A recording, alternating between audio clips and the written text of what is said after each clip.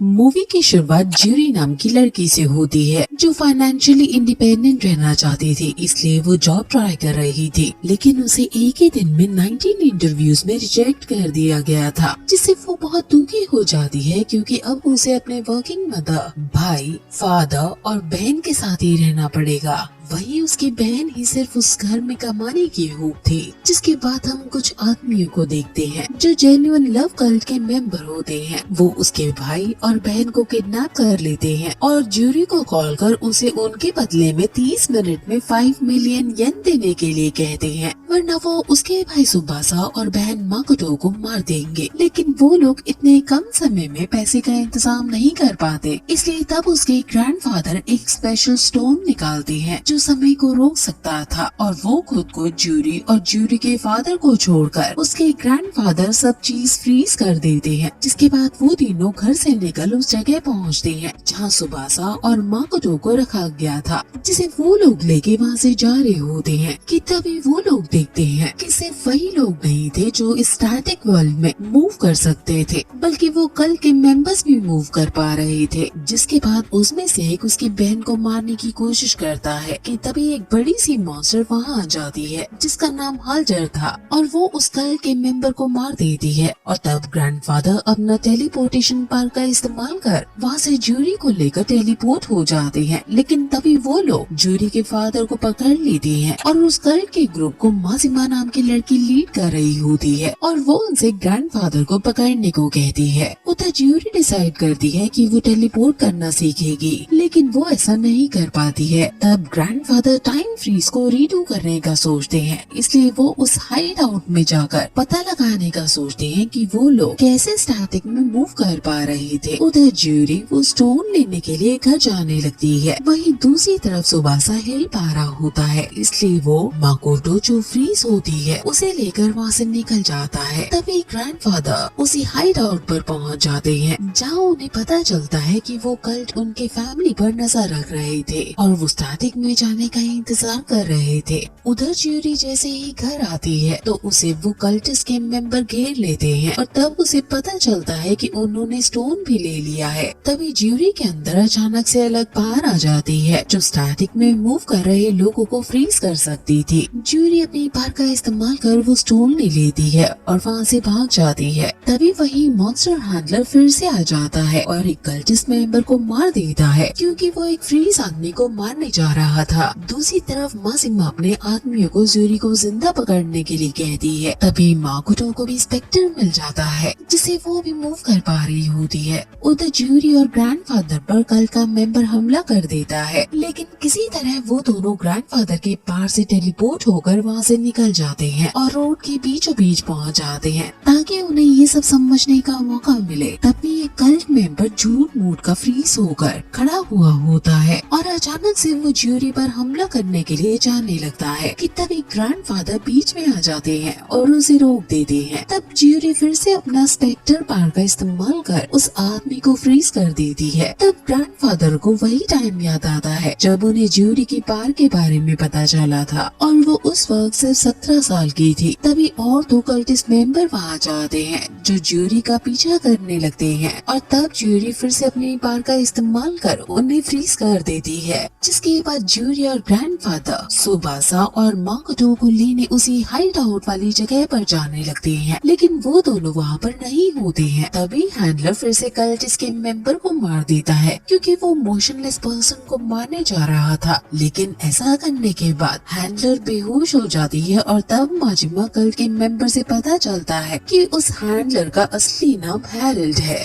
दरअसल 17 साल पहले माजिमा और उसका पूरा परिवार स्टासिस में आए थे जहां वो लोग मूव कर पा रहे थे, और तब उसके भाई और फादर दोनों हैंडलर बन गए। और उस वक्त ज्यूरी ने माजिमा पर स्पेक्टर पावर का इस्तेमाल कर उसे हैंडलर बनने से बचाया था, और इसी वजह से उसने वो कल ज्वाइन किया था ताकि वो ज्यूरी के पावर को इस्तेमाल कर अपने फैमिली को वापस ला पाए। तब वहाँ पर ज्यूरी और ग्रैंडफादर आ जाते हैं और ज्यूरी माजिमा के सामने अपनी पावर का इस्तेमाल करती है और अपने ग्रैंडफादर को वहाँ से छुड़वा लेती है। जिसके बाद वो लोग वहाँ वहाँ से निकल जाते हैं। उसके फादर उनके साथ जाने से मना कर देते हैं। इसी बीच कल्ट के मेंबर मोशनलेस लोगों को मारने की कोशिश करते हैं। तभी हैंडलर आके उन्हें रोक देता है और तब माजिमा देखती है कि वो हैंडलर के अंदर उसकी मदर है। उधर ज्यूरी सुबासा और माकोटो को लेटर लिखकर वार्न करती है कि उन्हें इस घर में ही रहना चाहिए, लेकिन जैसे वो दोनों घर आते हैं कल्टिस्ट वो लेटर हटाकर उन पर अटैक करने आ जाते हैं। लेकिन सुबासा कल्टिस्ट को रोकने की कोशिश करता है और माकोटो को वहाँ से भागने के लिए कहता है और उन दोनों की फाइट के दौरान सुबासा को चाकू लग जाता है, लेकिन वो उतना गहरा नहीं होता और वो किसी तरह उस कल्टिस्ट को हरा देता है और वहाँ से भाग जाता है। जिसके बाद वो धीरे धीरे हैंडलर में ट्रांसफॉर्म होने लगता है और तभी ज्यूरी सही समय पर वहाँ पहुँच जाती है और अपनी पावर का इस्तेमाल कर उसे बचा लेती है, जिससे वो फिर से फ्रीज हो जाता है। उधर माकोटो को माजिमा के कल्ट के मेंबर फिर से किडनैप कर लेते हैं, जिसके बाद माजिमा ज्यूरी के पास आकर उसे अपनी पावर हैंडलर पर इस्तेमाल करने के लिए कहती है, जिसके लिए ज्यूरी भी मान जाती है। तब माजिमा हैंडलर को बुलाने के लिए फिर से फ्रीज पर्सन पर हमला करती है, लेकिन उसका मर्डर करने का इंटेंशन स्ट्रॉन्ग नहीं होता है। जिसके बाद ज्यूरी के फादर मोशनलेस पर्सन को मारने की कोशिश करते हैं। तभी हैंडलर भी वहाँ आ जाता है और उसके फादर को मारने जा रहा होता है कि तभी ग्रैंडफादर अपने टेलीपोर्टेशन पावर का इस्तेमाल कर उसे बचा लेते हैं और तब ज्यूरी मॉन्स्टर पर कूद कर चढ़ जाती है और बहुत कोशिश के बाद अपनी पावर का इस्तेमाल कर हैंडलर बेहोश कर देती है और माजिमा की फैमिली का बॉडी उसे बाहर आ जाता है, जिसमें सिर्फ उसका भाई अभी तक जिंदा होता है। और ये सब खत्म होने के बाद ज्यूरी तय करती है कि वो लोग जैसे ही इस स्टेसिस से निकलेंगे वो उस स्टोन को डिस्ट्रॉय कर देगी, लेकिन ज्यूरी नहीं चाहती थी कि ये बात उसके फादर को पता चले, इसलिए वो इस प्लान के लिए सारे कल्ट मेंबर जो मूव कर पा रहे हैं उन्हें फ्रीज करने का सोचती है। माजिमा और उसके पार्टनर उनकी मदद करने के लिए उन कल्ट मेंबर से टाइज तोड़ देते हैं। इसी बीच कल्ट लीडर सकावा बताता है कि स्टेसिस की शक्ति ब्लड लाइन से जुड़ी है और अपने आदमियों को बोलता है कि वो इस पार को पाना चाहता है ताकि वो जब तक चाहे जिंदा रह पाए। उधर माजिमा और उसका पार्टनर एक कल्ट मेंबर से बात कर रहे होते हैं कि तभी ज्यूरी और उसके ग्रैंडफादर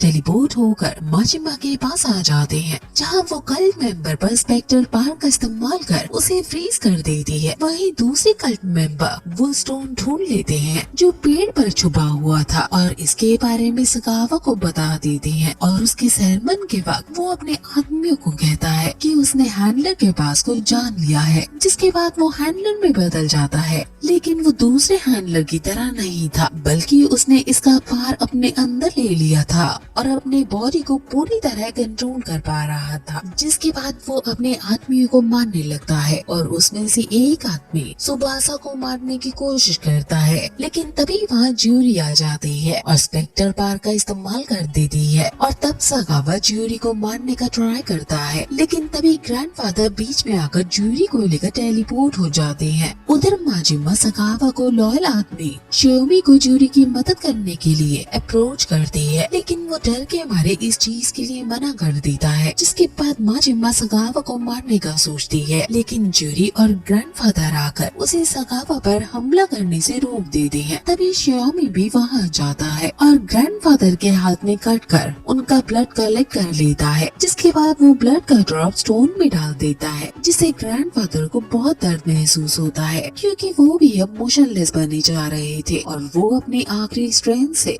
ज्यूरी के साथ स्टोन की लोकेशन पर टेलीपोर्ट हो जाते हैं, जहाँ ज्यूरी ग्रैंडफादर को हैंडलर में बदलने से रोकने के लिए स्टोन तोड़ देती है। लेकिन इससे जो लोग मूव कर पा रहे थे स्टेसिस में वो रियल वर्ल्ड में चले जाते हैं। तब सकावा उन पर अटैक कर देता है और स्टोन के डिस्ट्रॉय होने से शियोमी सकावा को छोड़ ज्यूरी और ग्रैंडफादर को एस्केप करने में मदद करता है। तब माजिमा बताती है कि एक और तरीका है जिससे वो लोग यहाँ से बाहर निकल सकते हैं, लेकिन इसके लिए ज्यूरी को स्पेक्टर पावर का सभी पर इस्तेमाल करना होगा, लेकिन उसके कारण वो यहाँ फंसी रह जाएगी। शियोमी सबको बताता है कि सकावा का एक ही गोल है कि वो इस दुनिया का फ्यूचर देख पाए, इसलिए वो लोगों को मार रहा है, लेकिन उसे रोकना जरूरी है। इसी बीच एक हैंडलर ताकाफुमी पर अटैक कर देता है, लेकिन तभी माकोटो के अंदर हैंडलर से कम्युनिकेट करने का पावर आ जाता है और उसे बचा लेती है। वहाँ ज्यूरी भी पहुँच जाती है। तभी उन्हें पता चलता है कि ये वही हैंडलर है जिसे सगावा ने मारा था और अब उन दोनों हैंडलर में फाइट होता है और सबको लगता है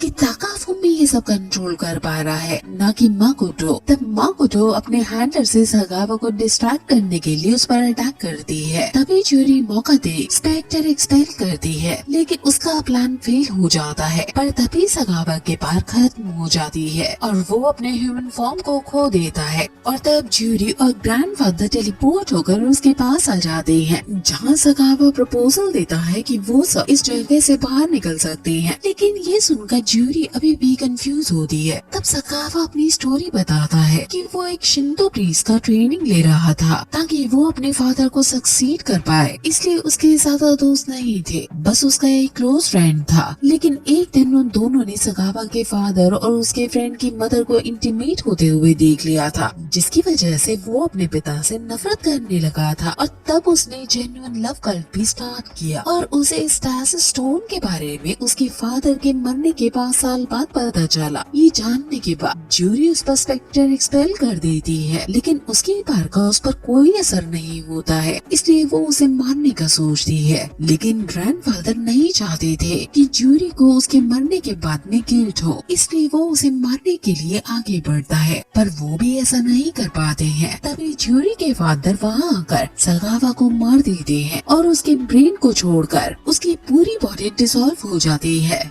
जिसके बाद उसकी ब्रेन विंडो से भागकर पूरी जगह पर थ्रेड्स बिछा देती है। और जब ताकाफुमी उसके ब्रेन तक पहुंचने की कोशिश करता है, लेकिन थ्रेड की वजह से उसका फिंगर कट हो जाता है और तब ज्यूरी स्पेक्टर एक्सपेल करती है ताकि उसके फादर का ज्यादा ब्लड लॉस ना हो। लेकिन तभी वो ब्रेन अलग शेप में बदल जाता है और स्टार की तरह दिखने लगता है। तब श्यामी बताती है कि इसका इस्तेमाल न्यूरिशमेंट के लिए होता है और ये स्पेक्ट्रस के बने होते हैं, जिसके बाद ज्यूरी अपने पार का इस्तेमाल कर स्पेक्टर हटा देती है। वही सगावा के थ्रेड्स धीरे धीरे बढ़ते जा रहे होते हैं, पर तभी वो फिर से बेबी के रूप में जन्म ले लेता है, जिसके बाद ज्यूरी उसे अपने बच्चे की तरह पालने का डिसाइड करती है और सभी को वहाँ से भेजकर ग्रैंडफादर और सगावा के साथ रोककर उसे पालती है, जब तक कि वो मैच्योर ना हो जाए रियल वर्ल्ड में खुद को संभालने के लिए। जिसके थोड़े समय बाद ग्रैंडफादर भी स्टासिस से ज्यूरी और बेबी को छोड़कर वहाँ से बाहर निकल जाते हैं और 1 साल बाद सगावा भी वहाँ से निकलकर रियल वर्ल्ड में आ जाता है। जैसे ही समय बीतता जा रहा था, ज्यूरी मेंटली इल होने लगती है और हैंडलर में ट्रांसफॉर्म होने लगती है। लेकिन वो स्टोन क्रिएटर की वाइफ को देखते हैं और उसका एनकाउंटर कर वो बच जाती है और क्रिएटर की वाइफ उसे बताती है कि उसी ने स्टासिस को ढूंढा था, जिसके बाद वो ज्यूरी को रियल वर्ल्ड में भेज देती है। और इसी के साथ ये मूवी यहीं खत्म हो जाती है।